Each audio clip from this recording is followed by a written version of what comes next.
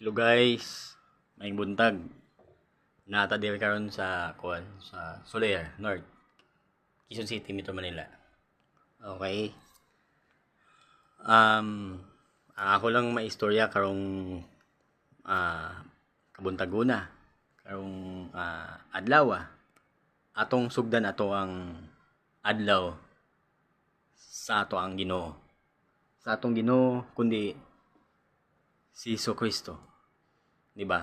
So nindot kaayo ang pamati kung ato ang adlaw atong isugod kay Jesus Christ. Di ba? Kumbaga, magbalipayo na imong buo na imong adlaw ba? Puno na imong adlaw tungod kay nana kay ginabuhi. Diyos sa imong kinabuhi. Di ba? Karong adlaw.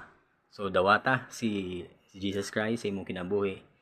Isip usa ka manluluwas, isip usa ka Ginoo sa imong kinabuhi, di ba? I-surrender na nimo imong kaugalingon kay dili nimo kaya kung ikaw lang igsuon.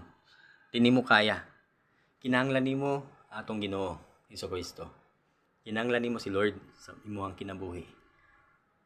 Kapatid, igsuon, kung ikaw naapa ka sa stage na murag nagduha-duha pa ka na murag wala bay pulos kani akong kaugalingon na akong kinabuhi, puro na lang problema, ako ang natagamtaman sa akong kinabuhi, na experience na ako, pero wala akong gihapoy pag-usab. Usahay solusyon ni ana ka igsoon, duol sa atong Ginoo. Kibaw ka, walay imposible sa atong Ginoo. Walay imposible kay Lord. Nothing is impossible. Diba? Ato ang buhaton is to make it happen. Tapos i-guide ka ni Lord. Okay? So, karong buntaga, sugdan na nato ang atong kagalingon, atong kinabuhi nga malakis tuhanon. Diba? Kasi kung ato sugdan tong kinabuhi na atong adlaw na fulfilled with joy,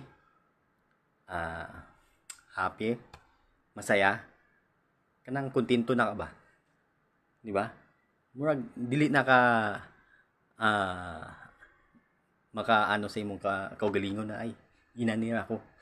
Walay may tabo sa akong kinabuhi, di ba? Pero gusto ko makaibaw kay so na nainindot na buhaton sa imong kinabuhi si Jesus Christ. And be excited for that. Okay? Mura na. Ako ang ika-istorya karong buntaguna. And God bless. Bye-bye. God bless.